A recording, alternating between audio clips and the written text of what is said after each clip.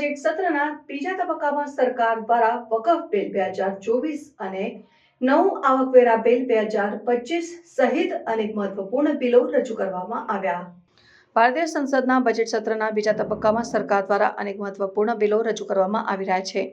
આ બિલોમાં મુખ્યત્વે વકફ બિલ 2024 અને નવું આવકવેરા બિલ 2025નો સમાવેશ થાય છે. આ બિલો પર ચર્ચા અને મંજૂરી મેળવવી સરકાર માટે મહત્વપૂર્ણ છે, કારણ કે કેટલાક બિલો પર વિરોધ પક્ષો દ્વારા વિરોધ દર્શાવવામાં આવી રહ્યો છે. બજેટ સત્રનો બીજો તબક્કો 10 માર્ચથી 4 એપ્રિલ સુધી યોજાયો હતો, જેમાં સરકાર દ્વારા કુલ 35થી વધુ બિલો રજૂ કરવાની યોજના હતી. આ બિલોમાં નવું આવકવેરા બિલ 2025 અને વકફ બિલ 2024 જેવા મહત્વપૂર્ણ બિલોનો સમાવેશ થાય છે. આ બિલો પર ચર્ચા અને મંજૂરી મેળવવી સરકાર માટે મહત્વપૂર્ણ છે, કારણ કે કેટલાક બિલો પર વિરોધ પક્ષો દ્વારા વિરોધ દર્શાવવામાં આવી રહ્યો છે.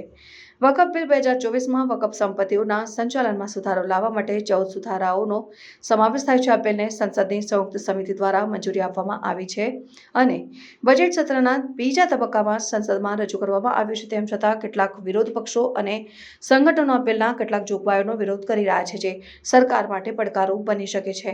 આ ઉપરાંત નવું આવકવેરા બિલ 2025નો ઉદ્દેશ્ય આવકવેરા પ્રણાલીને સરળ અને સુવ્યવસ્થિત બનાવવાનું છે. આ બિલ દ્વારા હાલની આવકવેરા કાયદાને બદલવાની યોજના છે, જે કરદાતાઓ માટે કર પ્રણાલીને વધુ સરળ બનાવશે. આ બિલને બજેટ સત્રના બીજા તબક્કામાં સંસદમાં રજૂ કરવામાં આવ્યું છે અને સરકાર તેની મંજૂરી મેળવવા માટે પ્રયત્નશીલ છે. Sir, the long-term plan rests on two initiatives, not of my ministry, but one of our other ministries, sir. One is the Pradhan Mantri Matsya Sampada Yojana.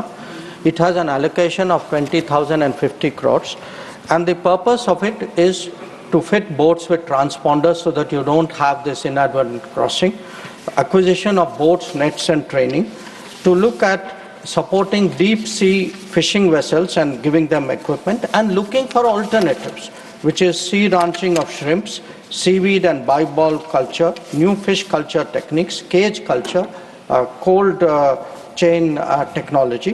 There is also, sir, a fund called Fisheries Aquaculture Infrastructure Development Fund, FIDF, which has an allocation of 7,522.48 crores. करीब 2 लाख करोड़ के काम हम जम्मू कश्मीर में कर रहे हैं. 105 tunnel बना रही है और विशेष रूप से कश्मीर, उत्तराखंड, हिमाचल, नॉर्थ ईस्ट के लिए हमने NHI DCL करके NHI जैसी ऑर्गेनाइजेशन बनाई है और वो अब जम्मू कश्मीर में 105 टनल का काम हम कर रहे हैं. केवल जम्मू से श्रीनगर के उस पर 36 टनल कर रहे हैं. उसमें से करीब 22 टनल पूरी हुई है. जो जम्मू से श्रीनगर आने के लिए 8-8, 9-9 घंटे लगते थे, वो केवल अब 3-3.5 घंटे में हो जाएगा और कटरा से आकर डायरेक्ट दिल्ली तक पहुंच जाएंगे 6 घंटे में.